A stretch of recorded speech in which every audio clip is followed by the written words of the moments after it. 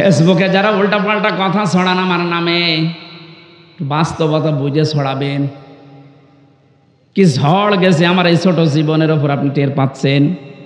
হ্যাঁ, আমি আল্লাহর জন্য সব সহ্য করেছি, মাফও করে দিয়েছি, কিন্তু আমার টাকার বিষয়টা আমি মাফ করব না। টাকা আমার ফেরত দেওয়া লাগবে, কারণ এটা আমার নিজের টাকা না, আমার বাবার টাকা।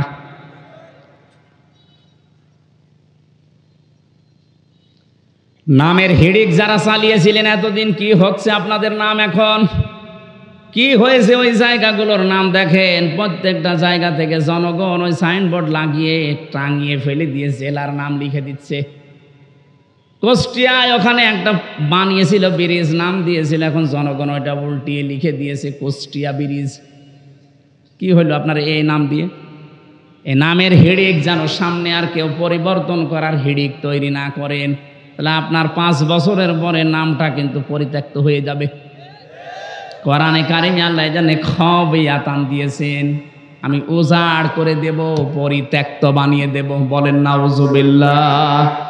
তাহলে আজকে থেকে সম্মান আর মর্যাদা যদি কেউ পেতে চায়, ঈমান আনা লাগবে শিরিক মুক্ত। কথা বুঝতেছেন? ঈমান আনা লাগবে শিরিক মুক্ত। প্রশ্ন আসতে পারে আমাদের শিরিক মুক্ত হইতো ঈমান না, আমাদের এরকম ঈমান আবু জাহেলেরও ছিল। কি বানিয়ে বলছি? এই যে আলেম বসে আছে মাদ্রাসার মহাতামিম, সূরা আনকাবুতের ভেতরে আছে, ওয়ালা ইন সাআলতাহুম মান খালাকাস সামাওয়াতি ওয়াল আরদা লা ইয়াকুলুন্নাল্লাহ ফাআন্না তুফাকুন। রব্বুল আলামিন বলেন, হে নবী, ওদেরকে যদি জিজ্ঞাসা করেন আকাশ আর জমিন, চন্দ্র সূর্য কে বানিয়েছে, লা ইয়াকুলুন্নাল্লাহ, লামে তাকিদ নুনে সাকিলা, গ্যারান্টি দিয়ে বলবে আল্লাহ বানিয়েছে। এগুলো কে বানিয়েছে? ওরা গ্যারান্টি দিয়ে বলবে আবু জেহেল যে আল্লাহ বানিয়েছে। ও কাবা শরীফের সভাপতি ছিল, আপনি তো সিরাজগঞ্জ মসজিদের সভাপতি, সিরাজগঞ্জ গোল চত্বরের মসজিদের সভাপতি হয়ে আপনি বগল বাজাচ্ছেন যে আমি জান্নাতে যাব না, যাবে কে? আপনি যদি এরকম ঈমান নিয়ে জান্নাতের আশা করে বসে থাকেন, তে আবু জেহেল কি দোষ করেছিল? সিরাজগঞ্জ জেলার বেলকুচি থানার অন্তর্গত ধকুরিয়া বেড়া মাওলানা আহমদুল্লাহ মহিলা মাদ্রাসার উদ্যোগে দ্বিতীয় বাৎসরিক তাফসীরুল কোরআন মাহফিলের স্বনামধন্য সভাপতি জনাব আলহাজ আব্দুল আলিম,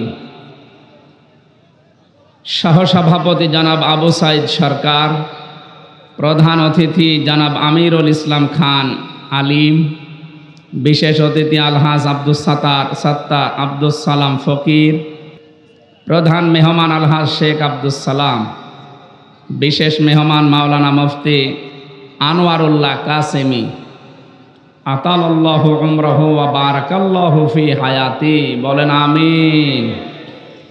সম্মানিত মেহমান অধ্যক্ষ আলী আলম, আরিফুল ইসলাম সোহেল, ABM আশরাফ আলী স্বপন, ইঞ্জিনিয়ার মোহাম্মদ সামান আলী, এতক্ষণ যারা কথা বললেন, মাওলানা হোসাইন মাহফুজ চুয়াডাঙ্গা, মাওলানা নজরুল ইসলাম সিরাজি, মাওলানা ইসমাইল হোসেন সিরাজি, মাওলানা আব্দুল ওহাব, সম্মানিত অতিথিবৃন্দ, প্রধান পৃষ্ঠপোষক আলহাজ আবুল কাশেম সরকার, সার্বিক তত্ত্বাবধানে আছেন জনাব তোফাজ্জল হোসেন ঝন্টু, অন্যান্য সম্মানিত ব্যক্তিবর্গ, সামনে বসা মুসলমান ভাইরা, পর্দার আড়ালের সম্মানিতা মা এবং বোনেরা, প্রশাসনের ভাইরা, প্রাণপ্রিয় সিরাজগঞ্জবাসী, আল্লাহর দরবারে শুকরিয়া জানাচ্ছি যিনি কোরআনে কারীম শোনার জন্যে ধৈর্য এবং সহ্য আমাদেরকে দিয়েছেন। খুশি হয়ে বলেন আলহামদুলিল্লাহ। গভীর রজনী, এখন রাত 10:43 বাজে। বাংলাদেশ সহ বিশ্বে কোরআনে কারীম প্রচার যারা করেছে আপনি তাদের জীবনী দেখেন। শহীদ আল্লামা দেলাওয়ার হোসাইন সাইদি রহমতুল্লাহ আলাইহে, তার কথাবার্তার আমরা দেখেছি সর্বোচ্চ রাত 9:30 10টার ভেতরে শেষ হয়ে যেত, কিন্তু আমাদেরগুলো শেষ হতে রাত 12টার আগে মনে হয় মাহফিল শুরু হয় না। বিশেষ করে এই সিরাজগঞ্জ, পাবনা আর সাতক্ষীরা, আমার 64 জেলায় যাওয়া আছে। অন্যান্য জেলাতে আমি 10:30 11টায় শেষ করে দেখেছি। এই সমস্ত জেলাগুলোর মানুষ আসে রাত 9টা 9:30টার পরে। এরা একবারে খাবার দাবার খেয়ে আসবে রাত 12টা 1টা 2টা বাজে, যা হয় হোক, ফজরের নামাজ তার পড়া লাগছে না। কি শান্তি দেখেন তো।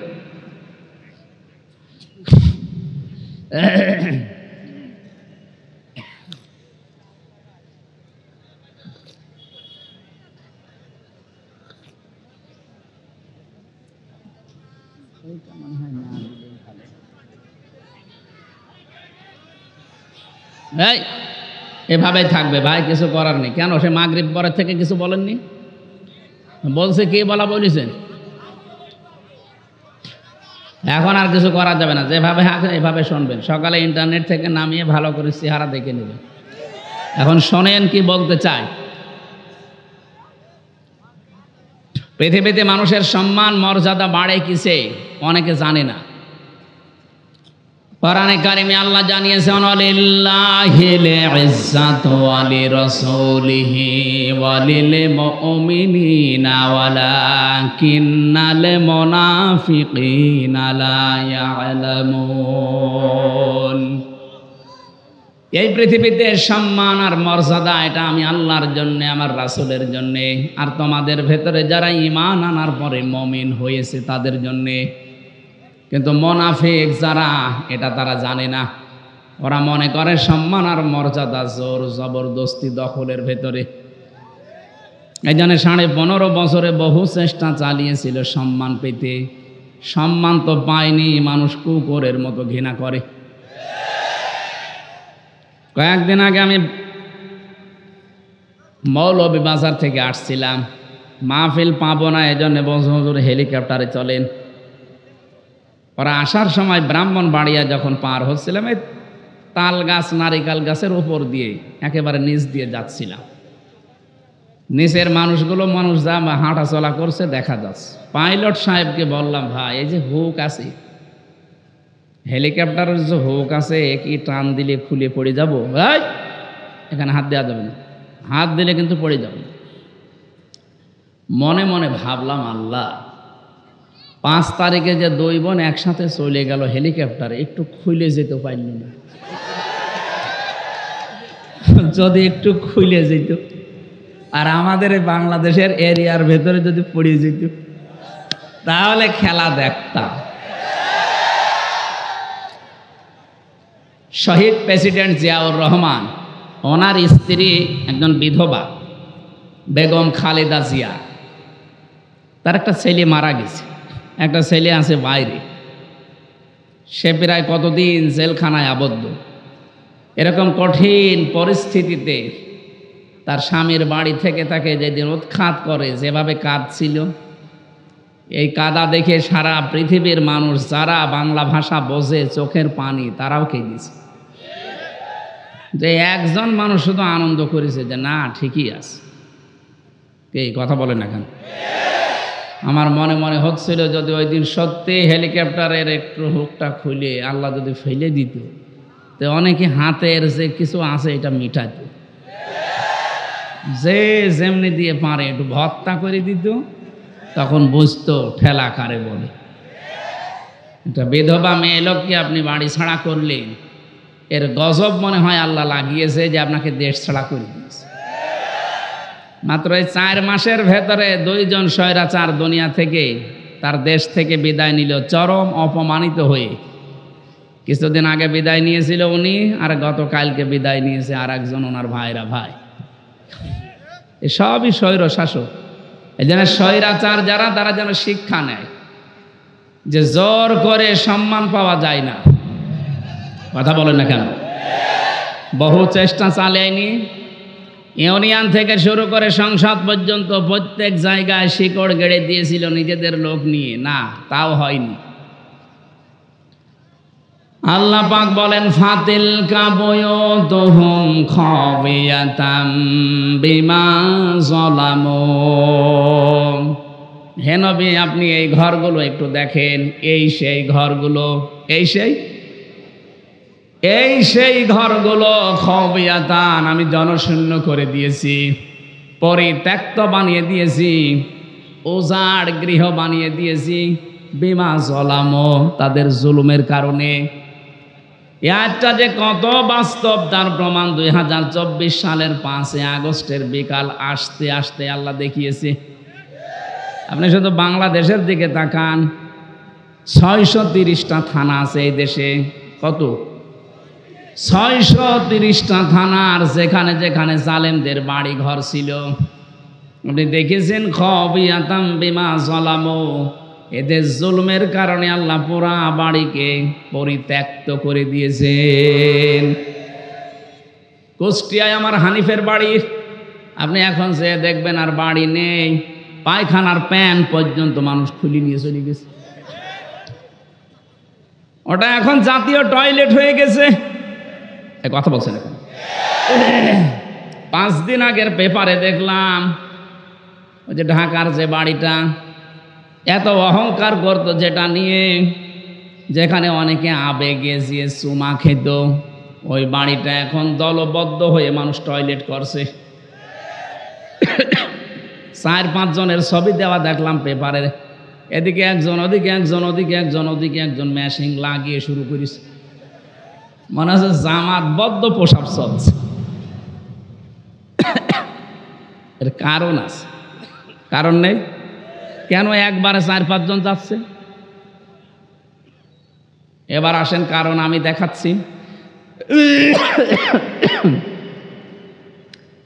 কাবাঘর তাওয়াফ করছিলাম, 6ষ্ঠ চক্কর শেষ করে 7ম চক্কর দিয়ে উপরে গেলাম। হঠাৎ দেখি পেটের ভেতরে ব্যথা, যন্ত্রণায় ফেটে যাচ্ছে। এক পুলিশকে ডাকলাম, ইয়া আখি তাআল, এদিকে আসেন। কি? ওনারে বললাম এখানে ফার্মেসি আছে। কেন? এতক্ষণ তো আমার ভালোই লাগছিল, হঠাৎ এখন আমার পেটে ব্যথা করছে, আমি ঔষধ কিনতে যাব। উনি আমারে বলে, ইয়া হাজি উল হুজ্জা তাই না বিলাদুকা। ও হাজি, দেশ কোথায়? জি তুমি বাংলাদেশ। বাংলাদেশ থেকে এসেছি। আমার দিকে তাকিয়ে বলছে ওর ভাষা দিয়ে যে, হাজি আপনি জানেন না এটা কোন জায়গা? না তো, আবু জেহেলের বাড়ি। আপনি এখনো পায়খানা না করে দাঁড়িয়ে আছেন, তাড়াতাড়ি করেন। পায়খানা করে দেখি আমার পেটের ব্যথা ভালো হয়ে গেছে। আল্লাহ যেন আমাকে হাতে ধরে জিজ্ঞাসা করতে চাচ্ছে, হামজা এত দূর থেকে আসলে 6,500 কিলোমিটার, কত?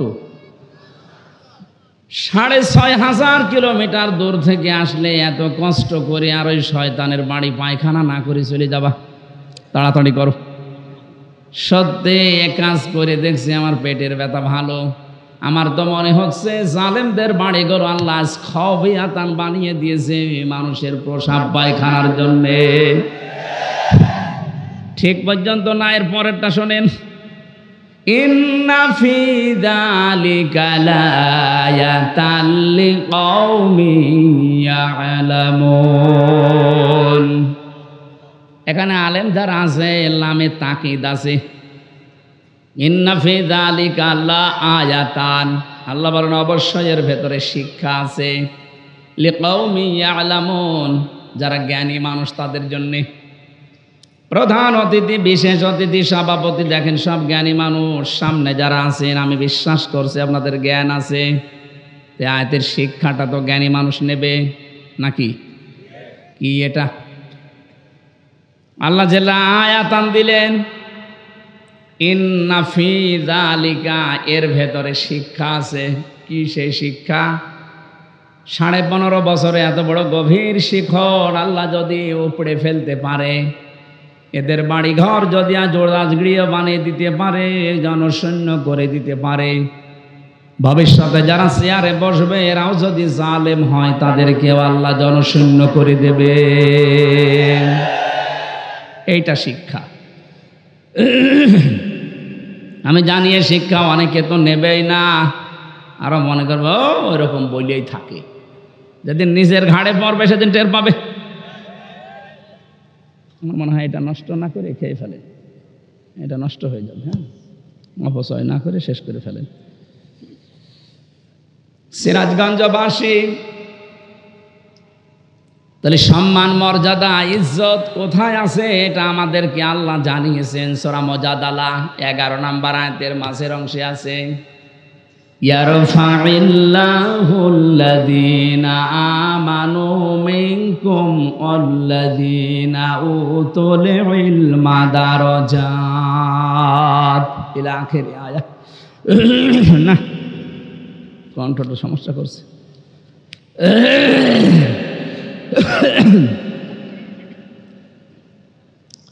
আল্লাহ পাক বলেন ইয়ারফা, এটা মজারে, বর্তমান ভবিষ্যৎ, প্রেজেন্ট ফিউচার। দিন যত যাবে তাদের সম্মান মর্যাদা বাড়তেই থাকবে। কাদের? তোমাদের ভেতরে যারা ঈমান আনবে, দুনিয়াতে যাদেরকে ইলম দেওয়া হবে, এই দুইটা গুণ যাদের আসবে তাদের দিনের পর দিন মর্যাদা বাড়বে। প্রশ্ন আসতে পারে, তামাম দুনিয়ায় 850 কোটির উপরে মানুষ, সম্মান মর্যাদা বৃদ্ধি হওয়া দূরের কথা, আমাদের অন্তত হালকা পাতলা যাদের ঈমান আছে তারা আরো মায়ের খাচ্ছি। কথা বলেন না কেন? যদিও সুসংবাদ, কালকে সিরিয়া স্বাধীন হয়ে গেছে। আমরা চাচ্ছি আল্লাহ খুব তাড়াতাড়ি ফিলিস্তিনটাও তুমি স্বাধীন করে দাও। মুসলিমদের এই শক্তি যত বৃদ্ধি হবে, প্রতিবেশী নামে কলঙ্ক, এই দাদারা তত ভয় পাবে। আশপাশের যতগুলো রাষ্ট্র আপনি তাকান, পাকিস্তান, আফগানিস্তান, নেপাল, ভুটান, চীন, মায়ানমার, প্রত্যেকটা রাষ্ট্রের সাথে ওদের সম্পর্ক একটাও ভালো নেই। প্রতিটি বর্ডারের দিকে একটু খোঁজ নিয়ে দেখেন, পাকিস্তান বর্ডারে ওরা মার খায়, চীনের বর্ডারে মার খায়, আফগানিস্তানের একটা সরু বর্ডার আছে ওখানে গেলেও মার খায়, নেপালের মতো জায়গায় মার খায়, মায়ানমারেও মার খায় মাঝে মাঝে, শুধু মারে আমাদেরকে। এমন প্রতিবেশী পেয়েছি শুধু মার খায় আমরা, ঘৃণা করি তাদেরকে, আমরা থুতু নিক্ষেপ করি তাদের এই আচরণের উপরে। সারা বিশ্বের মডেলদেরকে ওরা এতদিন পর্যন্ত জানিয়েছে বাংলাদেশে সংখ্যালঘু নির্যাতন হয়, অথচ বিশ্ব এখন দেখছে সবচাইতে বেশি সংখ্যালঘু নির্যাতন ভারতে হয়। ওখানে ওরা খ্রিস্টান মেয়েদেরকে উলঙ্গ করে নাচি হাঁটিয়েছে রাস্তায়। ও বিশ্বের খ্রিস্টান যারা আছে 250 কোটির উপরে, কি করছেন আপনারা? ওটাকে আপনার মেয়ে না, আপনার বউ না, আপনার বোন না, আপনার মেয়েকে বোনকে যারা উলঙ্গ করে রাস্তায় হাঁটাতে পারে, এ মুশরিকদেরকে আপনারা কিছু বলেন না কেন? আপনাকে বিবেক কি মরে গেছে?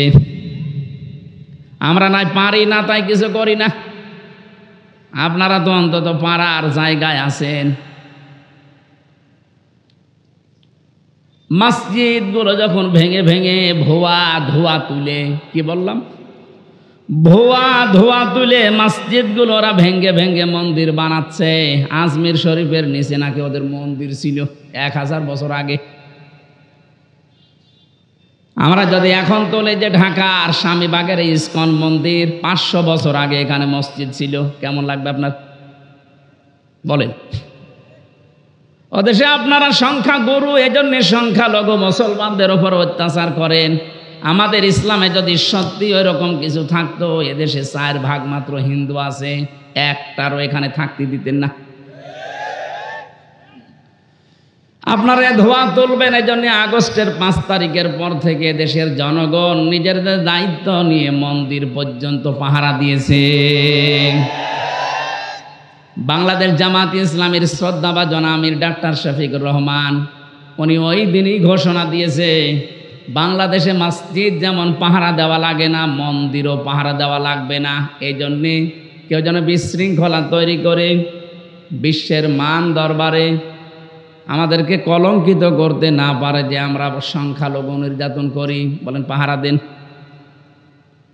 আপনারা কোন জায়গায় আঘাত করতে পারেন ওটা কোরআনে কারীম আমাদেরকে আগেই জানিয়ে দিয়েছেন। ওয়ালা তাসুবুল্লাযীনা ইয়াদউনা মিন দুনিল্লাহ। রব্বুল আলামিন বলেন কোরআনে কারীমে আছে এটা, হে নবী উম্মতদেরকে জানান, আমি আল্লাহ বাদে ওরা যাদেরকে ডাকে ওদের দেবতাদেরকে গালি দিবা না। তাহলে ওরা না জেনে শেষ পর্যন্ত আমি আল্লাহকেও গালি দিয়ে ফেলবে। বাংলাদেশে মেজরিটি মাইনরিটি বলতে কিচ্ছু নেই। এটা হয়তো ভারতে থাকতে পারে, আমাদের দেশে এটা কথা বলেন না কেন? আরো জোরে বলেন। আরে ভাই রেকর্ড হচ্ছে এটা। কালকে যদি পত্রিকায় যায়, আন্তর্জাতিক মিডিয়াতে আসে, সারা দুনিয়া এটা ছড়ানো লাগবে। ওরা মিথ্যাকে যদি বারবার ছড়িয়ে সত্য বলে চালিয়ে দিতে পারে, আমরা সত্যকে বারবার ছড়িয়ে কেন সত্য প্রমাণ করতে পারবো না? ওদের সাংবাদিক দেখেছেন কি, ময়ূর রঞ্জন নাকি নাম জানো, আমার মনে হয় শয়তান, তো আমি দেখিনি, ওর তিড়িং বিড়িং নাচ দেখলে আমার মনে হয় শয়তান যদি দেখতাম তো এরকম হইতো। এটা টাটকা নির্ভেজাল শয়তান, খালি বানানো কথা ছাড়া ওর মুখে কোনো কথা নেই। হকার এখন শুনছে নাকি চট্টগ্রাম ওরা দখলে নেবে। আরে ভাই আপনারা কি যৌতুক নেবেন নাকি? আর যৌতুক দেব কি করে? মেয়ে তো আমরা দেইনি, মেয়ে তো পালিয়ে গেছে। পালানো মেয়ের কোনোদিন যৌতুক দেওয়া লাগে? বিয়েই তো এখনো আমরা গার্জিয়ান যারা বিয়েই মানি না, যৌতুক কিসের? আর যৌতুক নেওয়া দেওয়া হারাম। মুসলমানরা হারাম কাজ করবে না, আর হারাম কাজ কেউ করতে আসলে তারে ছাড়বে না। চোখ তুলে তাকান, 7 সিস্টার থাকবে না। দাদারা ভয় পাচ্ছে, এমনি পাগল হয়ে গেছে ওরা। ডক্টর মোহাম্মদ ইউনূস শুধু একটু হাঁ করেছিল, যদি বাংলাদেশ শান্তিতে না থাকে 7 সিস্টার শান্ত থাকবে না। ওরা পাগল হয়ে গেছেন। কি গো, হ্যাঁ এতদিন বলেছি কি, আর এ কি বলছে? ওরা দুর্বিশান্তি করে আমাদেরকে ভয় দেখাতে চিকিৎসা থেকে বঞ্চিত ঘোষণা দিয়েছিল। এখন এই 3 দিন দেখি কাঁদতেছে, না আপনারা আসেন, 40 ভাগ ছাড় দিলাম, যাব না। দরকারে পাকিস্তানে যাব, তুরস্কে যাব, চীন দেশে যাব, আমরা যাই। এ দেশে যারা দায়িত্বে আছেন, আমি ভারতে বহুবার গেছি, বহু রাজ্যে আমি ঘুরে বেড়িয়ে দেখিয়েছি। এদের যে ভয়টা, সবচাইতে বেশি ভয় মুশরিকদের ভেতরে মরণের ভয়। সূরা বাকারার ভেতরে আল্লাহ জানিয়েছেন, ওয়ালা তাজিদান্নাহুম আহরাসান নাসি আলা হায়াতি ওয়া মিনাল্লাযিনা আশরাকু। হে নবী, এই পৃথিবীতে সবচাইতে বেশি জীবনের প্রতি মায়া মহব্বত দেখতে পাবেন মুশরিকদের। কাদের? ওরা মরতে চায় না, যেভাবেই হোক বেঁচে থাকতে চায়। ইয়াওয়াদ্দু আহাদুহুম লাউ ইউআম্মারু আলফা সানা। ওদেরকে যদি বলেন তোমরা 1000 বছর বেঁচে থাকবা, ওরা বলবে আরো বাঁচতে চাই। মুশরিকরা সবচাইতে বেশি ভয় পায় মৃত্যুকে, আর আমাদের ঈমান যাদের আছে আমরা সবচাইতে বেশি ভালোবাসি মরণকে। কারণ মৃত্যু মুমিনের জন্য হাদিয়া, তওফা। এটা যত তাড়াতাড়ি আসবে, ওয়েলকাম দিয়ে ফেরেশতারা আপনাকে তার বানানো জান্নাতে ঢুকিয়ে দেবে। এটা আমি বানালাম না। নাহাল 32 নাম্বার আয়াতে আল্লাহ জানিয়েছেন, কিন্তু এটা মিলা লাগবে আবার আপনার জীবনে। আল্লাযীনা তাতাওয়াফফাহুমুল মালাইকাতু তাইয়্যিবিনা ইয়াকুলুনা সালামুন আলাইকুম উদখুলুল জান্নাতা বিমা কুনতুম তা'মালুন। বলেন আল্লাহু আকবার। আল্লাহ পাক বলেন, মরণের বিছানায় যখন মুমিন আছাড় খেয়ে পড়ে, ফেরেশতা পাঠিয়ে দেয়। 2 জন 4 জন 5 জন না, মালাইকা বহু বচন দিয়েছেন আল্লাহ। হাজার হাজার ফেরেশতা আসে তোর কাছে। আসার পরে যদি দেখে হ্যাঁ তোর জীবনটা তাজ্জিব পবিত্র ছিল, তাফসিরে মুফাসসির লিখেছেন তাজ্জিবিন মানে এটা পোশাক পবিত্র না, শরীরের পবিত্র না, এটা বিশ্বাসের পবিত্রতা। ওদের বিশ্বাসের ভেতরে শিরিক ঢোকানো, আর আমরা যা করি আমাদের বিশ্বাসের ভেতরে ঈমান ঢোকানো। কথা বলেন না কেন? যাদের বিশ্বাসে শিরিক আছে পাল্টাবেন। আপনার বিশ্বাস যদি পবিত্রতা অর্জন করতে পারে, যখন এই বিছানায় মরণে আষাঢ় খেয়ে পড়বেন, ফেরেশতারা বলবে উদখুলুল জান্নাহ, প্রবেশ করেন। শুধু প্রবেশ করবেন না, সালাম শান্তির সাথে করেন। বিমা কুনতুম তা'মালুন, দুনিয়ায় যা করতেন সেইটার কারণে। ও বাংলার মুসলমানেরা, আমরা আহ্বান জানাবো যারা দায়িত্বে আছেন, খুব তাড়াতাড়ি পররাষ্ট্রনীতির কিছু নিয়ম নীতি আছে। প্রতিবেশী নামে কলঙ্ক, এই দাদাদের সাথে সব ব্যবসা বাণিজ্য সব কূটনৈতিক সম্পর্ক ছিন্ন করে দিন, কোনো দরকার নেই। এগুলো আপনি পাকিস্তানের সাথে আবার ফিরে যান, চীনের সাথে বাড়ান, তুরস্কর সাথে বাড়ান। মুসলিম দেশ এখনো 57টা আছে, গতকালকে আর একটা হয়েছে 58টা। এতগুলো দেশের সাথে সম্পর্ক থাকলে এরা এমনিতেই চিন্তায় মরে যাবে। আজকে দেখেন না, সকালবেলা সুর নরম হয়ে গেছে, বলছে আমরা যে সরকার আসে এখন দায়িত্বে, এই উপদেষ্টা মণ্ডলের যারা দায়িত্বে আছে এদের সাথে শক্তভাবে মিলে কাজ করতে চায়। কেন? এতদিন তো বলতেন এরা অবৈধ, ঠেলায় পড়িস। এই কথা বলে না কেন? ঠেলায় পড়লেও বাঘেও ধান খায়, ও ধান খাবে এবার। আমি যে কথা বলতে পর্যন্ত এসেছিলাম, সম্মান মর্যাদা যদি সত্যি আমরা ফিরে, মানুষের তো এলেম ছিল, মর্যাদা বাড়ে নাই। হ্যাঁ ঠিক আছে, আমি নাম নিয়ে বলছি, মাওলানা ফরিদউদ্দিন মাসুদ, মাওলানা রুহুল আমিন, এরা আলেম না? কথা বলে না কেন? এরা আলেম ছিল, এদেরও মর্যাদা মানুষ দিত। কিন্তু দেখেন শুধু পাল্টিয়ে গেছে। সময়টা একটু পাল্টানোর কারণে সারা বাংলাদেশের যেখানে যাবেন এই দুইজনের নাম বলেন, আলেম নামে মানুষ জালেম বলে ঘৃণা করবে। এই ঘৃণাটা তৈরি করে দিল কে? কে? আল্লামা সাইদি রহমতুল্লাহ আলাইহি, উনিও তো আলেম ছিলেন। উনি দুনিয়ায় নেই, তারপরও সারা পৃথিবীতে তার নামে দোয়া হচ্ছে। আর এমন আলেম, ওনারা গেছে বাইতুল মোকাররমে জোর করে ইমামতি করার জন্য, জনগণ জুতা দিয়ে পিটিয়েছে। পরের দিন স্ট্যাটাস দিয়েছে যে জুতা মেরেছিল কিন্তু আমার গায়ে লাগেনি। আপনি আর কত অপমান হবেন? এই যে দারাজাত বহু বচন দিয়েছেন আল্লাহ, কেন জানেন? কারণ দিন যত যাবে, জ্ঞানের উপরে যারা আমল করে তাদের মর্যাদা আল্লাহ তত বাড়াবে। যারা যতটুকু জ্ঞান পেয়ে আমল করেছে, আপনি তাকান, তাদের মর্যাদা আল্লাহ বাড়িয়ে দিয়েছে। আল্লামা জনায়েদ বাবুনগরী রহমতুল্লাহ আলাইহি, তার নাম শুনলে মানুষ এখন দোয়া করে। আল্লামা শাহ আহমেদ শফি রহমতুল্লাহ আলাইহি, তার নাম শুনলে মানুষ দোয়া করে। আর এরা জীবিত থাকতে দোয়া তো দূরের কথা, জুতা খায়।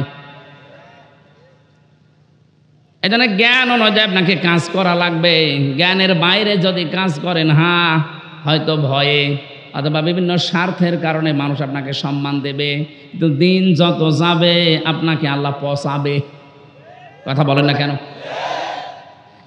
পৃথিবীতে সবচাইতে বেশি জ্ঞানের উপরে আমল করেছিল, কাজ করেছিল কারা? নবীরা। কারা? এবার নবীদের দিকে তাকান, সূরা ইয়াসিন 30 নম্বর আয়াত। ইয়া হাসরাতান আলাল ইবাদ মা ইয়াতিহিম মির রাসূলিন ইল্লা কানু বিহি ইস্তাহজিউন। আমার বান্দাদের জন্য আমার আফসোস, আমার আক্ষেপ হয়, এমন কোন নবী রাসূল দুনিয়ায় পাঠালাম না যার সাথে সমসাময়িক ব্যক্তিরা, সমসাময়িক শাসকরা জুলুম, অত্যাচার, নির্যাতন, ঠাট্টা, বিদ্রূপ, উপহাস করে নাই। এ কথা বলছে কে? আরো জোরে বলেন। নবীদের চরিত্র খারাপ ছিল, মানুষকে কষ্ট দিত। কেন? তাদের উপর অত্যাচার। একটাই কারণ, আমি প্রত্যেকটা নবীর জীবনে অন্তত যতগুলো কোরআনে পেয়েছি, পড়ে দেখেছি, প্রতিটি নবীর জীবনে একই অবস্থা, কারণ তারা জ্ঞানের উপরে আমল করত। কথা বলে না কেন? জ্ঞানের উপরে আমল করতে গিয়ে অনেকের নাম পর্যন্ত তারা হারিয়ে ফেলেছে। হযরতে মুসা আলাইহিস সালাম, ইহুদিরা তার নামটা পর্যন্ত পরিবর্তন করে দিয়েছে জোসেফ। এখন তামাম দুনিয়ায় যারা ইহুদি আছে, মুসা নবীকে আর মুসা বলে না, বলে জোসেফ। কি বলে? খ্রিস্টানরা হযরতে ঈসার নাম পাল্টিয়ে দিয়েছে যিশু। 250 কোটির উপরে খ্রিস্টান তামাম দুনিয়ার 257টা রাষ্ট্রে কম বেশি আছে। আপনি যেখানেই যাবেন দেখবেন ঈসা নবীকে ওরা ডাকে, কিন্তু ঈসা আলাইহিস সালাম বলে না, ঈসা ইবনে মারিয়ামও বলে না, বলে যে যিশু। কি বলে? বলেন। আমাদের জাতির পিতা হযরত ইব্রাহিম আলাইহিস সালামের নাম তারা পাল্টিয়ে দিয়েছে আব্রাহাম। হযরত দাউদ আলাইহিস সালামের নাম তারা পাল্টিয়ে দিয়েছে ডেভিড। মুসলিম বিজ্ঞানী ছিল আল ক্যামি, তার নাম পরিবর্তন হয়ে গেছে কেমিস্ট্রি। নবীজির প্রিয় সাহাবী একজন হযরতে জাবির রাদিয়াল্লাহু তাআলা আনহু, তার নামও পাল্টিয়ে দিয়েছে আল জাবরা। এদেশে আল্লামা শফির নাম পাল্টিয়ে দিয়েছে তেতুল হুজুর। কথা বলে না কেন? শহীদ আল্লামা দেলাওয়ার হোসেন সাইদের নাম দিয়েছে দেল্লু শিকদার। আমি কি বানিয়ে বললাম? আমার নামও পাল্টিয়ে দিয়েছে পিসকে হুজুর। আমি কি পিসকে? সত্যি কথা বলতে কি, জ্ঞানের উপরে যারাই দুনিয়াতে কাজ করবে, এটা ইহুদি খ্রিস্টান অমুসলিমদের কাজ। ওরা নাম পাল্টায়, ওরা নামের পরিবর্তন করতে পারলে ওদের আনন্দ লাগে। এই জন্যে শহীদ আন্তর্জাতিক জিয়া বিমানবন্দরের নাম পাল্টিয়ে আলাদা করে দিয়েছে। কথা বলেন না কেন? ওয়ালা তালমিজু আনফুসাকুম ওয়ালা তানাবাজু বিল আলকাব বিইসাল ইসমুল ফুসুক বাদাল ঈমান ওয়া মান লাম ইয়াতুব ফাউলাইকা হুমুজ জালিমুন। আল্লাহ বলেন নাম পাল্টাবা না। আজ যারা নাম পাল্টানোর হিরিক 15 বছর তৈরি করেছিলেন, কি হয়েছে? সে নাম তো আবার সব পাল্টিয়ে যাচ্ছে। কথা বলেন না কেন? টয়লেট থেকে শুরু করে সংসদ পর্যন্ত প্রতিটি জায়গায় নাম পাল্টাতে পাল্টাতে আর পারে নাই। সেটা পায়খানা টয়লেটের নামও দিয়েছে বঙ্গবন্ধু টয়লেট। তার কোথায় দেবেন? জাতে মাতাল হলো কিন্তু তালে ঠিক ছিল। জিয়ার নাম মুছে দিয়েছে ঠিক, এমন একজনের নাম দিয়েছে যেটা মুসলমানদের আবেগের জায়গা, যেন এটা পাল্টাতে না পারে। আপনি এখান থেকে মুছে দিয়ে কি করবেন? আমি আরাফাতের ময়দানে ছিলাম, ওখানে জিয়াউর রহমান লক্ষ লক্ষ গাছ লাগিয়েছে, নিম গাছ। ওটাকে এখন আর ওই দেশের মানুষ নিম গাছ বলে না, বলে জিয়া গাছ। হয়তো ওনার জীবনী থেকে আমি এই কাজটা পেয়েছি। জীবনে যদি আল্লাহ ওনার একটা কাজও পছন্দ না করে, হাজিদের আরাফাতের ময়দানে একটা শান্তির ব্যবস্থা। কি গরম জানেন ওই দেশে? 40, 42, 45, 55 ডিগ্রি সেলসিয়াস চলে। সেখানে একটা নিম গাছের ছায়া পেলে মানুষ মনে হয় আকাশ আমার মাথার উপরে নেমে এসেছে। এই যে লক্ষ লক্ষ হাজি সাহেবেরা আরাফাতের ময়দানে যেহেতু দোয়া কবুল হয়, শহীদ প্রেসিডেন্ট জিয়াউর রহমানের নামে যদি দোয়া করে, আল্লাহ তুমি ওর জীবনের যা হয়েছে হয়েছে মাফ করে দাও, আল্লাহ মাফ করতে পারে না। কথা বলে না কেন? আমরাও দোয়া করছি, আল্লাহ তুমি তাকে মাফ করে জান্নাত দিয়ে দাও। বলেন আমিন। বাংলার মানুষেরা যে কথাটা বলার জন্য, এই যে মানুষের নাম পরিবর্তনের হিড়িক, এটা ইহুদি আর খ্রিস্টানদের। বাংলাদেশে এই কালচার চালু করেছিল 15.5 বছরে যারা ছিল তারা। কেন আপনি আল্লামা শফির নাম পাল্টিয়ে দিলেন? তেতুল হুজুর একটা নাম হলো। কথা বলেন না কেন? নাম পাল্টিয়ে পাল্টিয়ে যাদের বিচার করে করে আব্দুল কাদের মোল্লা নাম পাল্টিয়ে দিয়েছেন।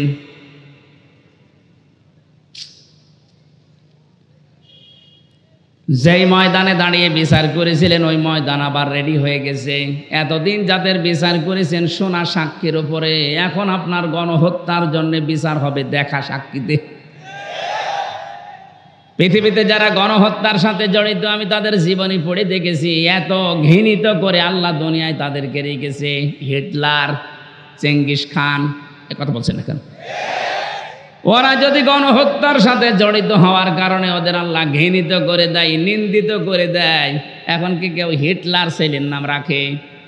Genghis Khan? বলেন বলেন। আপনি যা করেছেন, আপনার নাম সুন্দর হতে পারে, যোগের আবর্তনে, কালের আবর্তনে দেখবেন সময় একদিন আসবে আপনার নামটাই গণহত্যার কারণে চেঙ্গিস খানের মতো, হিটলারের মতো ঘৃণিত হয়ে যাবে। যাদেরকে আপনি করেছিলেন তাদের নাম তো ঘৃণিত হয়নি, এখন তাদের নাম শুনলে মানুষ রহমতুল্লাহ আলাই পড়ে। 50 বছর পার হোক, আমরা যেহেতু এখানে আর 100 বছর পরে কেউ থাকবো না, নতুন প্রজন্ম এই জমিন চাষ করবে, দেখবেন ওই জামানায় মানুষ এটাকে গালি হিসাবে ব্যবহার করবে চেঙ্গিস খানের মতো। কথা বলেন না কেন? কারণ যারা জুলুম করে সবচাইতে বেশি আল্লাহ পাক তাদের দিকে তাকিয়ে থাকেন। অলা তাহসাবান্নাল্লাযীনা তাহসাবান্নাল্লাহা গাফিলান আম্মা ইয়ামালুজ জালিমুন। সূরা ইব্রাহিম 13 নম্বর পারা 19 নম্বর 12 নম্বর লাইনের 42 নম্বর আয়াতের প্রথম অংশে আছে আল্লাহ পাক বলেন, হে নবী আপনি কি মনে করেন যে জালেমদের কোনো খোঁজ আমি রাখি না? সবচাইতে বেশি খোঁজ খবর রাখি আমি জালেমদের। কাদের? এজন্য যারা জুলুম করেছিলেন এই জামানায়, বিশেষ করে 15.5 বছরের জুলুম মানুষ ভুলতে পারে না। আমি তো পারি না, কারণ আমি নিজে শিকার। কথা বলেন না কেন? 3টা বছর আমি কিচ্ছু জানি না এই বিষয়ে, কেন আমাকে এই জুলুমের শিকার করলেন? সবাই মাফ করে দিলেও আমার মামলার আয়ু থেকে শুরু করে একেবারে টপ টু বটন যারা জড়িত, একটাকেও আমার ক্ষমা নেই। ক্ষমা করতে পারি, আমি যা করেছিলাম ওই কাজ আপনাকে করা লাগবে। 3 বছর ফাঁসির কন্ডেম ছেলে থাকবেন, আর 30 থেকে 32 লাখ টাকা আমার বাবার কাছ থেকে নিয়েছেন, ফেরত দেওয়া লাগবে। সেদিন মামলার আয়ু কল দিয়ে বলছে, হুজুর মাফ করে দিয়েন। মাফ করে দিয়েছি, টাকা ফেরত দিন। টাকা ফেরত দেবেন না, মাফ চাবেন মানে? শুধু আমি হামজা না, এরকম হাজার লক্ষ হামজা ভিকটিম আছে, যার কাছে যারা অপরাধ করেছেন তার কাছে যে আগে ওই টাকা ফেরত দেবেন, ক্ষতিপূরণ দিয়ে বলবেন আস্তাগফিরুল্লাহ। কথা বলেন না কেন? এখানে বহু মানুষ আমরা এমন আছি, এই 15.5 বছরে যে জায়গায় ওঠার দরকার আমি ওই পর্যন্ত উঠতে পারিনি। এই কথা বলেন না কেন? আমার ব্যবসা বাণিজ্য করতে দেননি, মিথ্যা মামলা দিয়ে মিথ্যা সাক্ষী দিয়ে আমারে ঘরে থাকতে দেননি। 15টা বছর অনেকে এমনও আছে যারা গাছতলায়, বাঁশতলায়, পানের বরজে, ধানের খেতে, ভুট্টা খেতে কাটিয়েছে। এত কষ্টের সাথে যারা জড়িত, আর আপনি এখন আস্তাগফিরুল্লাহ পড়বেন আল্লাহ মাফ করে দেবে, ইয়ার কি নাকি?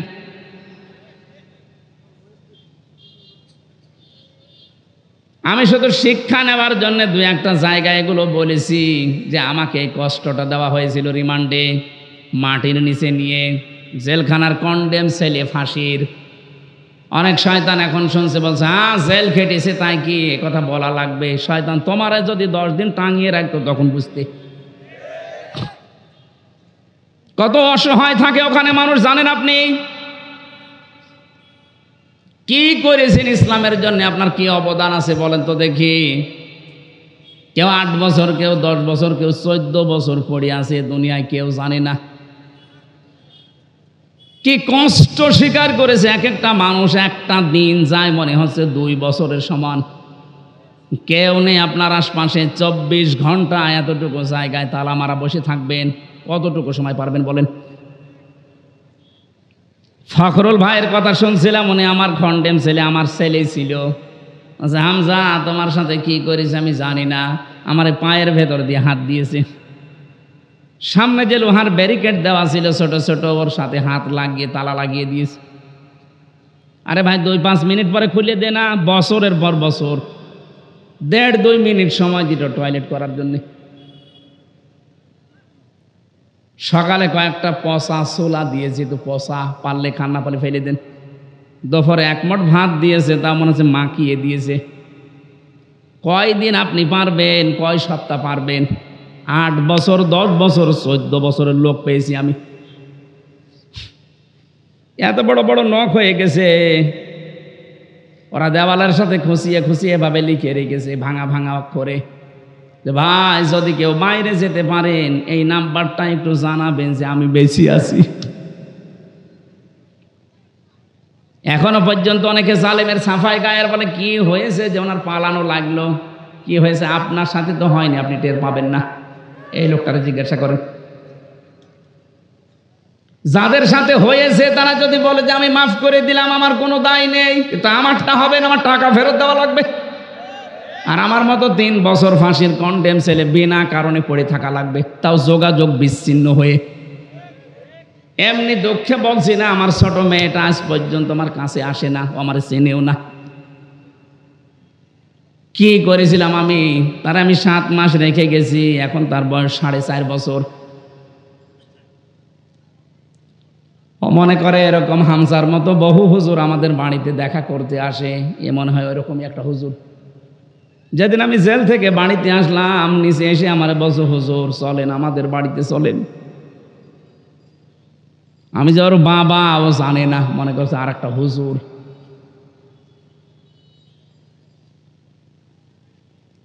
ফেসবুকে যারা উল্টাপাল্টা কথা ছড়ান আমার নামে, বাস্তবতা বুঝে ছড়াবেন। কি ঝড় গেছে আমার এই ছোট জীবনের ওপর, আপনি টের পাচ্ছেন। হ্যাঁ, আমি আল্লাহর জন্য সব সহ্য করেছি, মাফও করে দিয়েছি, কিন্তু আমার টাকার বিষয়টা আমি মাফ করব না। টাকা আমার ফেরত দেওয়া লাগবে, কারণ এটা আমার নিজের টাকা না, আমার বাবার টাকা।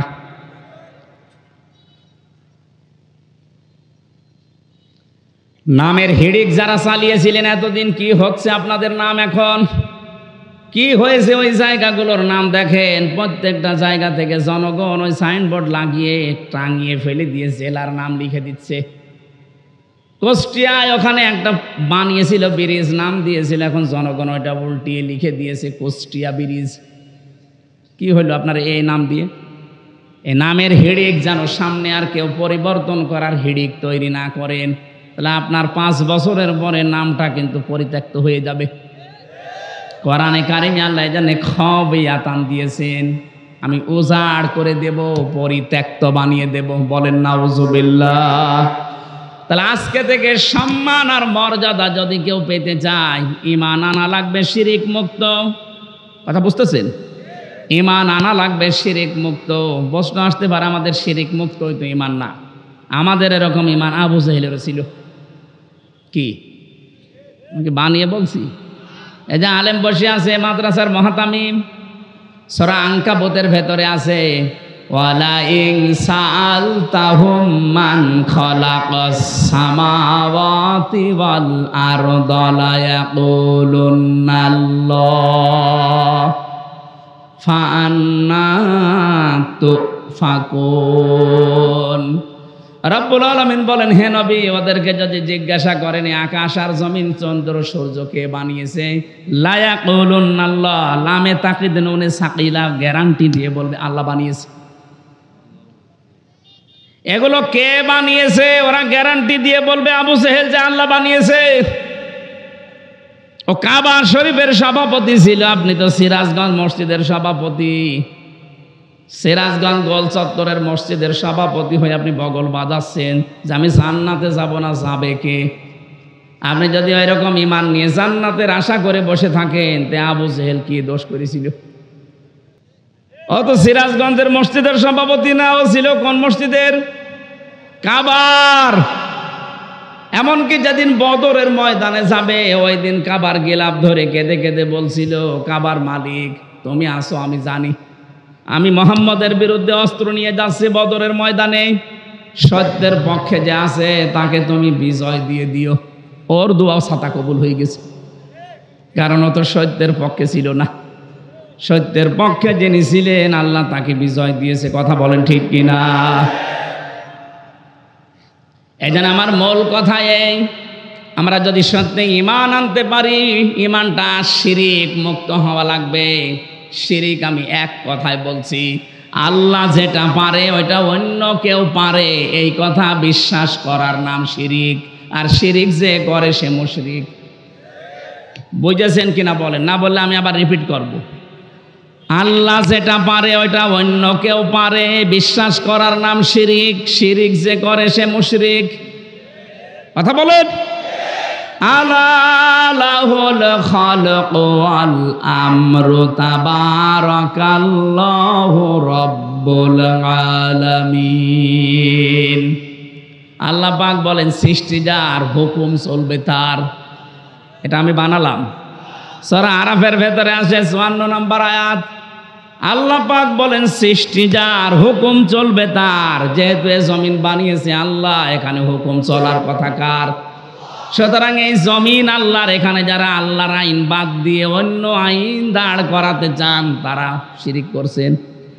আর শিরিক যে করবে সে, আরো জোরে, এটা বারবার বলছি কেন? কারণ এখন একটা মোক্ষম সময় চলছে।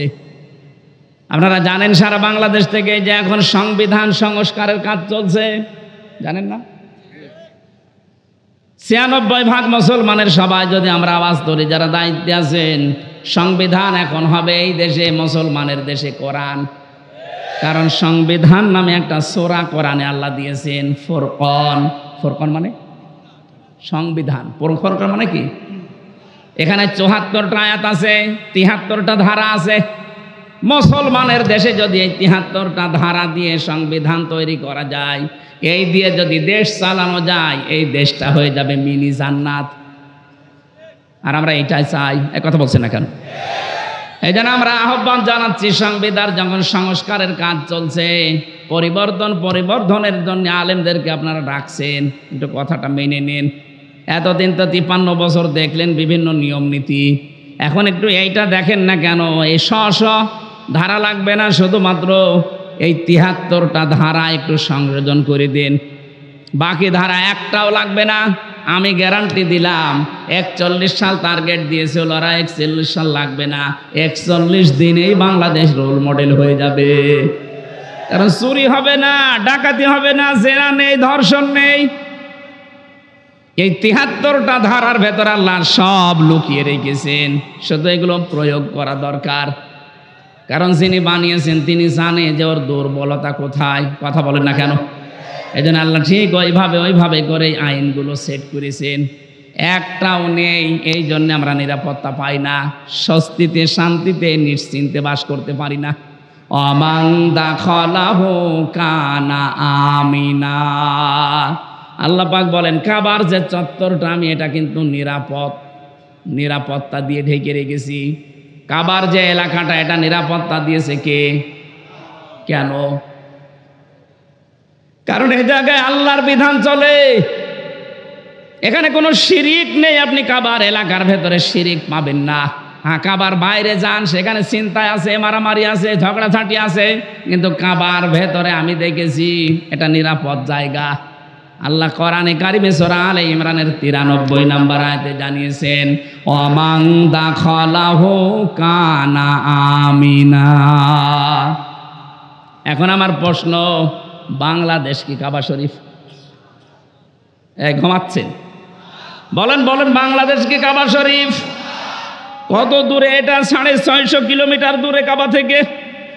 তাহলে এই ৫৬,০০০ বর্গ মাইলকে যদি কাবার মতো নিরাপদ বানাতে চান, স্বস্তি শান্তি নিরাপত্তা দিয়ে ঢেকে রাখতে চান, অবশ্যই এখানে কিছু একটা করা লাগবে। কি সেটা? সূরা নাম ৮২ নম্বর আয়াত, ৭ নম্বর পারা, ১৭ নম্বর পৃষ্ঠার ১ম নম্বর লাইনে আল্লাহ দিয়েছেন, আল্লাযীনা আমানু ওয়া লাম ইয়ালবিসু ঈমানাহুম বিযুলমিন উলাইকা লাহুমুল আমনু ওয়া হুম মুহতাদুন। আল্লাহ পাক বলেন যারা ঈমান আনবে আর ঈমানের সাথে জুলুমকে মিশ্রণ করবে না। এখানে জুলুম মানে শিরিক। জুলুম মানে কি? যারা জুলুমকে মিশ্রণ করবে না ঈমানের সাথে, উলাইকা লাহুমুল আমনু। আল্লাহ যেন এভাবে দেখাচ্ছেন, উলাইকা লাহুমুল আমনু, এই মানুষগুলো শান্তির হকদার। সুতরাং আল্লাহ শান্তি দেওয়ার মালিক, স্বস্তি দেওয়ার মালিক, নিরাপত্তা দেওয়ার মালিক। রব্বুল আলামিন সূরা কুরাইশ নাজিল করে গ্যারান্টি দিয়েছিলেন কুরাইশদেরকে, লিলাফি কুরাইশিন ইলাফিহিম রিহলাতাশ শিতাই ওয়াস সাইফ ফালিয়াবুদু রাব্ব হাযাল বাইত আল্লাযী আত'আমাহুম মিন জু' ওয়া আমানাহুম মিন খাউফ। বলেন আল্লাহু আকবার। যদি এই ঘরের মালিকের ইবাদত করতে পারো, ক্ষুধা লাগলে খাবারের ব্যবস্থা আল্লাহ তোমাদের করে দেবে। আর যদি ভয় পাও, ভয়ের সময় নিরাপত্তা দেবে, স্বস্তি শান্তি ফিরিয়ে দেবে। আমাদের ৫৬,০০০ বর্গ মাইল সত্যি যদি আমরা এখন নিরাপত্তা দিতে চাই, যেভাবে প্রতিবেশীরা আধা জল খেয়ে লেগেছে, নিরাপত্তা দিতে হলে, ষড়যন্ত্র থেকে বাঁচাতে হলে জাতিকে শিরিক থেকে বাঁচাতে হবে, তাছাড়া সম্ভব না। আর আমরা চাই এই জন্যে এদেশ যেন শিরিক মুক্ত হয়। বহু চেষ্টা আমরা বিভিন্ন কায়দায় চালাচ্ছি, কিন্তু জাতি এত অজ্ঞ, বিশেষ করে মেয়েরা। আবার শোনেন, আল্লাহ যেটা পারে ওটা অন্য কেউ পারে, বিশ্বাস করার নাম শিরিক। শিরিক যারা করে তারা সন্তান দিতে পারে কে? অন্য কেউ পারে। বিশ্বাস যারা করেন তারা কিন্তু শিরিক করছেন। আমি একটা উদাহরণ দিলাম না, আইন দিতে পারে আল্লাহ। আল্লাহর আইন বাদ দিয়া যারা অন্য আইন এখানে জারি করার চেষ্টায় আছেন, আপনি নামাজ পড়লে, রোজা রাখলে, হজ করলে, যাকাত দিলেও আপনি মুশরিক। আশা করছি আপনি বুঝেছেন। এরপরও যদি কেউ না বোঝার ভান করে থাকেন, আপনাকে কোরআন শরীফ দিয়ে হবে না, বুখারী শরীফ দিয়ে হবে না, আপনার বাকারি শরীফ লাগবে। আল্লাহ আপনাকে বোঝার তৌফিক দিন, বলেন আমিন। এজন্য ঈমান আনার পাশাপাশি জ্ঞান অনুযায়ী যদি আমরা আমল করতে পারি, দিন যত যাবে সৃষ্টি জগতের সামনে আমাদের মর্যাদা সম্মান আল্লাহ বাড়াতেই থাকবে। আল্লাহ যেন আমাদেরকে এটা দেখান, বলেন আমিন।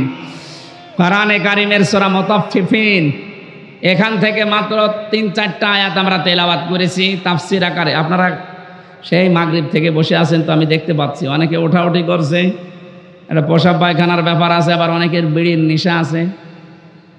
বিড়ি খাওয়ার যাদের নেশা আছে এই মানুষগুলো তো উঠবে, এদেরকে আপনি ওয়াজ করে ঠেকাতে পারবেন না।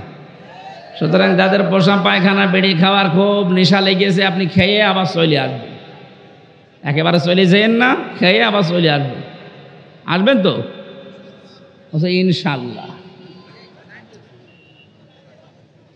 আমরা কোরআনে কারিমের সূরা মুতাফফিফিন, এই খুব ভালো করে শুনবেন, এটা একটা আমাদের সামাজিক জীবনের কাজ। আল্লাহ পাক বলেন মুতাফফিফিন মানে কি? যারা নেওয়ার সময় বেশি করে নেয় আর দেওয়ার সময় ওজনে কম দেয়, এ মানুষগুলোর ধ্বংস কামনা করেছে আল্লাহ নিজে, বলেন নাউজুবিল্লাহ। আজ আমাদের পরিবার, সমাজ আর রাষ্ট্র এই ওজন কম বেশি এইটার কারণে ধ্বংস হয়ে যাচ্ছে। আমি যেমন বিশ্ববিদ্যালয়ে দেখেছি অনেক স্যার যারা আছে, যারা ডক্টর, বিভিন্ন ভার্সিটি থেকে যারা ডক্টরেট করে আসে, আল আজহার থেকে, মদিনা থেকে, বিশ্বের বিভিন্ন জায়গা থেকে তারা জ্ঞান আহরণ করে আমাদেরকে যারা শিক্ষা দেয়, তারা কিন্তু নেওয়ার সময় বিভিন্ন জায়গা থেকে ভালোই নিয়েছিল, কিন্তু দেওয়ার সময় আর সঠিকভাবে দিতে চায় না। তখন বলে প্রাইভেট পড়া লাগবে, কোচিং করা লাগবে, বা উনি অন্য বিশ্ববিদ্যালয় প্রাইভেটে যে ক্লাস করায়। আমি শুধু ভার্সিটির স্যারদের উদাহরণ দিলাম এই জন্যে, এটা প্রাইমারি থেকে শুরু করে একেবারে কলেজ পর্যন্ত সব জায়গায়, হাফিজি মাদ্রাসা থেকে একেবারে দাওরা মাদ্রাসা পর্যন্ত, 1 থেকে কামেল পর্যন্ত প্রত্যেকটা জায়গার জন্য বলছি, শিক্ষক যারা আছেন, নেওয়ার সময় যারা বেশি বেশি জ্ঞান অর্জন করেন, দেওয়ার সময় যারা সঠিকভাবে দিতে চান না ছাত্রদেরকে, তখন আবার প্রাইভেট পড়া লাগবে, কোচিং করা লাগবে, আপনি কিন্তু ধ্বংস হয়ে যাবেন। এক কথা বলছেন? আল্লাহ সূরার শুরুতে এইটাই জানিয়েছেন, ওয়াইলুল লিল মুতাফফিফিন আল্লাযীনা ইযা তালু আলান নাসি ইস্তাওফুন। ধ্বংস হয়ে যাক ওই মানুষগুলো যারা নেওয়ার সময় বেশি নেয়, দেওয়ার সময় কম দেয়। আর সারাটা জীবন আমরা এই লাইনে আছি, নেওয়ার সময় কিন্তু এলেম, নেওয়ার সময় জ্ঞান বিভিন্ন জায়গা থেকে যেভাবে হোক সংগ্রহ করি, কিন্তু ওইটা যখন বিলোপন করার সময় হয়, ডেলিভারি দেওয়ার সময় হয়, এটা তখন আর সঠিকভাবে আমরা দিতে চাই না, বিভিন্ন ক্রস কারণ দেখিয়ে আমাদেরকে আল্লাহ ধ্বংস করে দেবেন। অনেকেই মনে করি যে এটা শুধু দোকানদারদের জন্য, তারা ওজনে কম বেশি করে না, এটা সবার জন্য প্রযোজ্য। হযরতে শুআয়ব আলাইহিস সালামের জামানায় তার জাতিকে আল্লাহ যে 2টা কারণে ধ্বংস করেছিলেন, তার 1 নম্বরে তারা ওজনে কম বেশি করত। আজ উম্মতি মুহাম্মদী আমরা দাবি করে হাজারো মানুষ এখানে আছি, যারা খাদ্যে ভেজাল দেয়, খাদ্যের ভেতরে বিভিন্ন বিষ মিশিয়ে দেয়। এই কথা বলেন না কেন? এই যে ফরমালিন যারা দেন, এইটা খেয়ে যদি কোনো মানুষ অসুস্থ হয়, তার বিভিন্ন শরীরের অর্গানগুলো নষ্ট হয়ে যায়, লোকটা যদি মৃত্যুর কোলে ঢলে পড়ে। আপনি তো ফলের ভেতরে, সবজির ভেতরে, খাদ্যের ভেতরে ফরমালিন দিয়েছিলেন, বিষ দিয়েছিলেন, ঔষধ দিয়েছিলেন, কিন্তু কিয়ামতে আপনি যখন উঠবেন তখন মানুষ হত্যাকারীর তালিকায় উঠবেন। আমি তো এই আয়াত পড়ার পরে দেখতে পাই বাংলাদেশে বহু মানুষ হত্যাকারীর তালিকায় কিয়ামতে উঠবে। কথা বলেন ঠিক কিনা? এজন্য খুব সাবধান এই জায়গায়। কোনো খাদ্যে ভেজাল দেবেন না, খাদ্যের কৃত্রিম। এই যে বিভিন্ন মানুষ টাকা পয়সার জন্য এগুলো সংকট তৈরি করেন, আপনি যে কত বড় অপরাধী আল্লাহর কাছে আপনি টের পাচ্ছেন না। যারা খাদ্যের কৃত্রিম সংকট তৈরি করে মানুষকে কষ্টে ফেলে রাখেন, আল্লাহ পাক বলেন যখন মানুষ খাবার থাকার পরেও সংকট তৈরি করে তখন আমার আরশ কেঁপে যায়। কারণ পৃথিবীতে সবচাইতে বেশি আদর আর মহব্বত করে বানিয়েছিলাম আমার বান্দাকে। এই বান্দা বান্দিদেরকে যারা জিনিস থাকার পরও কষ্ট দেয়। অতীতে উনি যদি এই গ্রামে ঘুরে আসে 200 বছর পর, তখন তো এখানে আর আমরা একজনও থাকবো না। কি 200 বছর পরে ওনাকে আল্লাহ যদি আবার বাঁচিয়ে বলে যা দুনিয়া দেখে আয়, উনি এসে যদি এই সিরাজগঞ্জের এই বেলকুচিতে ওনার বাড়িতে এসে বলে 2 তলা বিল্ডিং আমার, ওই সময় যারা এখানে বসবাস করবে ওনার ঘাড়ে ধাক্কা দিয়ে বের করে দেবে। কে আপনি? আমি কি বেশি বলছি? আপনি ফিরে এসে দেখেন, শুধুমাত্র আপনাকে পরিচয় দিতে গেলেই মারবে, বলবে আপনার থাকার জায়গা নেই, এই জন্য এরকম ভণ্ডামি করছেন। গ্রামে মসজিদ আছে, ওখানে বারান্দায় রাতটা থাকেন, সকালে ফোটেন, এইটা বলবে আপনার নিজের পরবর্তী প্রজন্ম। আরে ভাই, আমার 3 পুরুষের পরে আমি আর চিনি না। আমার বাবা রিয়াজউদ্দিন, তার বাবা জাহান আলী, তার বাবা নমাজউদ্দিন, এরপরে আমি আর চিনি না। সত্যি কথা বলছি, আমি চিনি না। কারণ এর পরে যে কারা আছে, ওকে হিন্দু না মুসলমান তাও জানি না। খুব বেশি হলেও না 100 বছর হবে। আমার বাবার বাবার বাবা 3 পুরুষ, এরপরে আমি আর চিনি না। এখন ওই নমাজ আলী সর্দারের যিনি ছিল বাবা, কে আমি তো জানি না। উনি যদি এখন এসে কুষ্টিয়ায় বলে যে এই ভিটা আমার, এই বাড়ি আমি বানিয়েছিলাম, এই জমি জায়গা আমার করা, ওর দাঁত খুলে ফেলবো না। ভণ্ডামি করা জায়গা পান না। কে আপনি? যদি বলে আমি নমাজ আলীর বাবা, নমাজ আলী তো চিনি না।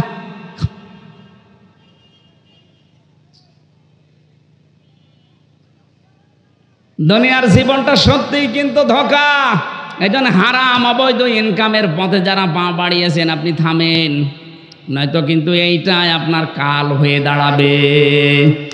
আরে ভাই, মানুষের জীবন তো সফল ওই লোকটা ফামাঙে সহসিহাঙিন্নার ওয়া উদখিলাল জান্নাতা ফাকাদ ফাজ। আল্লাহ পাক বলেন ওই লোকটার জীবন সফল, সাকসেস, যাকে আমি আল্লাহ আস্তে করে জাহান্নামের কাজগুলো ছেড়ে দেওয়ার তৌফিক দেই আর আস্তে আস্তে জান্নাতের কাজের দিকে এগিয়ে দেই। এটা এক অর্থ। 2 নাম্বার অর্থ হচ্ছে যাকে কিয়ামতে আমি আল্লাহ জাহান্নামের আগুন থেকে মুক্ত করে জান্নাতি বলে ঘোষণা দিয়ে দেব, এই লোকটার জীবন সফল। কোরআনে কারিমে আল্লাহ ইসকাও নামের রাহিকিম মাখতুম খিতামুহু মিস্ক ওয়া ফি যালিকা ফালিয়াতানা ফাসিল মুতানাফিসুন। জোরে বলেন আমিন। রব্বুল আলামিন জানিয়েছেন ইসকাও নামের রাহিকিম মাখতুম। রাহিক শব্দের শাব্দিক অর্থ হচ্ছে শরাব, মদ। আল্লাহ পাক এমন মদ তোমাদেরকে পান করাবেন, এমন শরাব। এই মদের বর্ণনা আল্লাহ দিয়েছেন খিতামুহু মিসকন, মিস্ক আম্বর দিয়ে যার মুখটা আটকানো থাকবে। আজ পর্যন্ত ওই মদের বোতল কেউ খোলে নাই। মদের বোতল এমনিতেই গন্ধ হয়ে যায় যদি আটকিয়ে রাখেন কোনো জিনিস, এটা পৃথিবীর নিয়ম। পৃথিবীর কোনো জিনিস যদি কেউ এক জায়গায় রেখে দেয়, যত দামি জিনিস হোক, ওটা নষ্ট হয়ে যাবে। আপনি পানি এক জায়গায় রেখে দেন, দেখেন গন্ধ হবে, পোকামাকড় তৈরি হবে, দুর্গন্ধ বের হবে। কথা বলছে না কেন? পছন্দ ধরে যাবে। লোহা লক্কড় এক জায়গায় রেখে দেন, দেখেন জং ধরবে, মরিচা পড়বে, আস্তে আস্তে নষ্ট হয়ে যাবে। পৃথিবীর নিয়মই এইটা, কোনো জিনিস এক জায়গায় রাখলে ঠিক থাকে না, আর মুখ আটকালে তো ওটা আগেই নষ্ট হয়ে যায়। আল্লাহ পাক বলেন একটা মেয়াদ আছে, এরপরে ওটা ঠিক থাকে না। সে বোতল জাত বলেন আর যাই বলেন, আল্লাহ বলেন আমি এমন মাখতুম দিয়েছি, খিতামুহু মিস্ক, এটা আমি মেশকে আম্বর দিয়ে এর মুখটা আটকিয়ে দিয়েছি। অফি যালিকা ফালিয়াতানাফাসিল মুতানাফিসুন, এই মদ যারা খাবে দিন যত যাবে তাদের চেহারা পাল্টাতে থাকবে, তারা মাতাল হবে না, কোনোদিন হোশহারা হবে না। সুতরাং এই জান্নাত পাওয়ার জন্য যারা প্রতিযোগী আছে তাদের প্রতিযোগিতা করা উচিত। কে বলছেন? সুতরাং আমাদের এই দশর দুনিয়ায়, এই নশ্বর পৃথিবীতে আমরা যদি বুদ্ধিমান হয়ে থাকি, আমাদের ওই বানানো আল্লাহর যে বাগান জান্নাত, যেটাতে মদ আল্লাহ রেখে দিয়েছেন মুখ ঢেকে, ওইটা পাওয়ার জন্য প্রতিযোগিতা করা দরকার। মিজাজুহু ওয়া মিজাজুহু মিন তাসনিম, আল্লাহ পাক বলেন আমি তাসনিম রেখেছি। আমি আজকে তাসনিমের ব্যাখ্যাটা পেয়েছিলাম। তাসনিম মানে আমরা মনে করি, এটার ব্যাখ্যায়, তাসনিমের ব্যাখ্যায় আছে সবচাইতে উত্তম এবং সুন্দর পানি। বিশ্বের ভেতরে এখন একজনের নাম আপনারা শোনেন, এই যে নীতা আম্বানি, ভারতে বাড়ি। এই মেয়েটা যে পানি খায়, এ পানির নাম অ্যাকোয়া ডি ক্রিস্টোলা। এক এক বোতল 750 গ্রামের বোতলের দাম বাংলাদেশের টাকায় 51 লাখ টাকা। এক বোতল পানি মাত্র 750 গ্রাম, 51 লাখ টাকা দিয়ে এক বোতল পানি খায়। এরকম যদি 10 বোতল পানি রাত দিন মিলে লাগে, হিসাব করে তো কত টাকা আসে। 5 গ্রাম স্বর্ণের স্বর্ণ পোড়ানো যেটা আছে পানি, ওই যে ছাই আছে স্বর্ণ পোড়ানো, ওইটা ওর ভেতরে দেওয়াটা স্বাস্থ্যের জন্য নাকি ভালো। আল্লাহ পাক বলেন জান্নাতের যে মিজাজুহু তাসনিম, এটা যদি মানুষের ভেতরে যায়, দিন যত যাবে তার চেহারা তত গ্লেজ দেবে। জানেন নীতা আম্বানির বয়স অনেক, 60 বছরের উপরে, কিন্তু মনে হচ্ছে 30 বছর বয়স। আমার মনে হয় মিডিয়া যারা আছে, নীতা আম্বানির নাম শুনে রসপিকার মতো আবার আমার কোন তাল লাগায় আল্লাহ জানে, এরা খালি প্যাচ লাগানোর ধান্দায় আছে। আমি তো একটা উদাহরণ দিলাম তাসনিম দিয়ে। এত উত্তম পানি আল্লাহ আমাদের জন্য ব্যবস্থা করে রেখেছেন। আইনাই ইয়াশরাবু বিহাল মুকাররাবুন, যারা আল্লাহর সান্নিধ্য প্রাপ্ত বান্দা হবে তাদেরকে আল্লাহ আইনুন মানে ঝর্ণা, এখান থেকে পান করাবে। জোরে বলেন আমিন। আমাদের ওই যোগ্যতা আছে কিনা আপনি নিজেই বুঝতে পারছেন, আপনি ওই জায়গায় যেতে পারবেন কিনা। এই জন্য হারাম অবৈধ নেওয়ার সময় বেশি বেশি নেওয়া, দেওয়ার সময় কম কম দেওয়া, এই সমস্ত কাজ কারবার ছেড়ে দেওয়া লাগবে। খাদ্যে ভেজাল দেওয়া, ওজনে কম বেশি করা, মানুষকে ঠকানো, এগুলো সব মনে করবেন আমার নিজের জন্য ঠকছি। আমি একজনকে ঠকানো মানে আমি আগে নিজে ঠকলাম, কারণ কিয়ামতে এই ঠকা জিনিস আগে তাকে দেওয়া লাগবে। দুনিয়ায় কাউকে যদি কেউ ঠকান, আগে দুনিয়ার ময়দানে না, কিয়ামতে যখন আল্লাহ বিচার করবে, ওইটা আগে তাকে ফেরত দেওয়া লাগবে। কি দিয়ে দেবেন? দুনিয়ায় যে কয়টা ভালো কাজ করেছিলেন নেকির কাজ দিয়ে দেওয়া লাগবে। এজন্য সবচাইতে বড় আহাম্মক ওই লোকটা, যে লোকটা মানুষের ক্ষতি করে আনন্দ পায়, অথচ এইটার দ্বারা তার নিজের ক্ষতি হয়। আল্লাহ তুমি আমাদেরকে সহজভাবে যা বোঝার তৌফিক দেন, বলেন আমিন। আপনার দ্বারা যদি কারো উপকার নাও হয়, দুনিয়ায় যেন কারো ক্ষতি করবেন না, কারণ ক্ষতি করা মানে নিজের পায়ে কোড়াল মারা। হযরতে হাসান বসরি রাহমাতুল্লাহ আলাইহি, উনি একজনের কাছে ফলের ঝুড়ি সাজিয়ে সাজিয়ে পাঠিয়ে দিলেন। লোকটা ফলের ঝুড়ি জিজ্ঞাসা করছে কে পাঠিয়েছে? বলে হাসান বসরি। ও জিজ্ঞাসা করে কেন? আমি তো তার নামে বদনাম করলাম আর সে আমার জন্য ফলের ঝুড়ি পাঠিয়েছে। ডাক দিয়ে বলে আল্লাহর বান্দা, সে খুব ভালো করে জানে আপনি যে বদনাম করলেন ওই দোষ সে করে নাই। যে দোষ লোকটা করে নাই ওই দোষের বদনাম যদি তার নামে কেউ দেয়, অমাইয়া কিসেবে খতিয়াতান আও ইসমাং সুম্মায়া রমি বিহি বারিয়াং ফাকাদি হিতামালা বহুতানা ওয়া ইসমাম মুবিনা। সূরা নিসা 112 নম্বর আয়াতে আল্লাহ জানিয়েছেন, পৃথিবীতে এমন অনেক আহাম্মক মার্কা মানুষ আছে, নিজে অন্যায় করে, নিজে দোষ করে, অপরাধ করে, আর এটা একটা নির্দোষ ভালো মানুষের মাথার উপরে চাপিয়ে নিজে ভালো সাজে। এ যেন প্রকাশ্য পাপের বোঝা বহন করে নিয়ে বেড়াচ্ছে। এটা যদি সত্যি আল্লাহ আজকে আমাদেরকে দেখাতো, এদেশে বহু মানুষ রাস্তায় বের হতে পারতো না। হযরত আদম আলাইহিস সালামের সন্তানদেরকে আল্লাহ যে শরীয়ত দিয়েছিলেন, ওইটা যদি এখন থাকতো, বহু আল্লাহর ওলি মার্কা মানুষ ধরা খেয়ে যেত। ওই জামানার শরীয়ত ছেলেকেও যদি কোরবানি দিত, তাহলে চাটিয়াল ময়দানে রেখে আসা লাগতো। যার টাকা হালাল, আকাশ থেকে আগুনের ঝলক এসে ওটা পুড়িয়ে ফেলতো।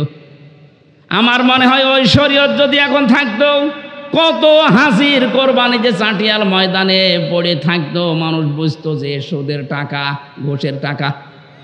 কথা বলে না কেন? নাকি এলাকায় সুদ বন্ধ হয়ে গেছে? এই যে যারা টাকা ছেড়ে রাখেন, মাসে মাসে টাকা আসে, 1000 দিলে 100 টাকা করে বেশি দেয়, এটা এলাকায় নেই? এটা মায়ের সাথে জেনা করার গুনাহ হচ্ছে। কে হুজুর বলেন আপনাদের? কেন ওনার কথা মানা যায় না? কিয়ামতে যেদিন ধরা খাবেন, বলবেন আল্লাহ আমাদের কাছে কেউ আসেনি, ওই লোকটা দাঁড়াবে তখন, ও ডাক দিয়ে বলবে সুদ ওরা খেয়েছে, আমি নিষেধ করার পরও ওরা শোনে নাই। এই জন্য যারা এ কাজ করছেন, যেহেতু এতদিন না জেনে হয়তো খেয়েছেন, এখন থেকে ছেড়ে দেওয়া লাগবে। মায়ের সাথে জেনা করার এই গুনাহ আজকে থেকে আর করা যাবে না, বন্ধ হওয়া লাগবে। যারা টাকা ছেড়ে রেখেছেন, টাকা আসে, এই ব্যবসা কারা কারা বন্ধ করবেন? হাত তোলেন। ও এলাকায় আছে, হালকা পাতলা আছে, বেশি না, ঠিক আছে, আপনারা চালান।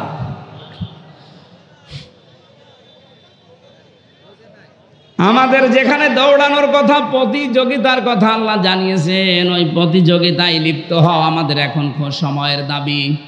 যাই আছে জমিন ঠিক থাকবে এভাবে, আপনি আর আমি 100 বছর পরে আর কেউ থাকবো না। সুতরাং সেটা আল্লাহ বানিয়েছেন, ওই জমিনের দিকে আপনি দৌড়াবেন, তার নাম বাগান, জান্নাত।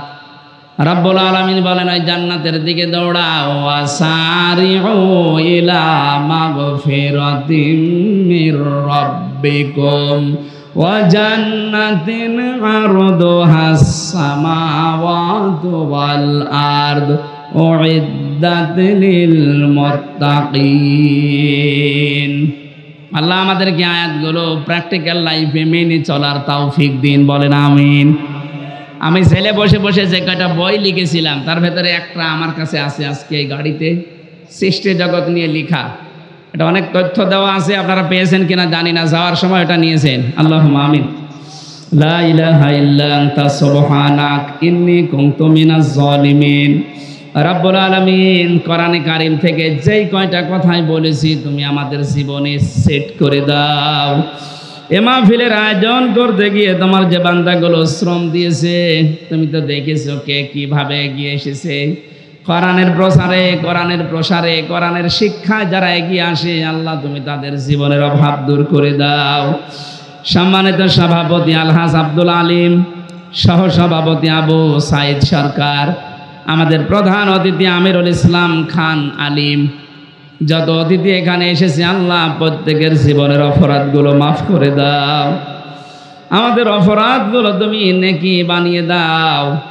কোরআনে কারিমে পড়েছি, ফাউলাইকা ইউবাদদিলুল্লাহু সাইয়্যাতিহিম হাসানাত।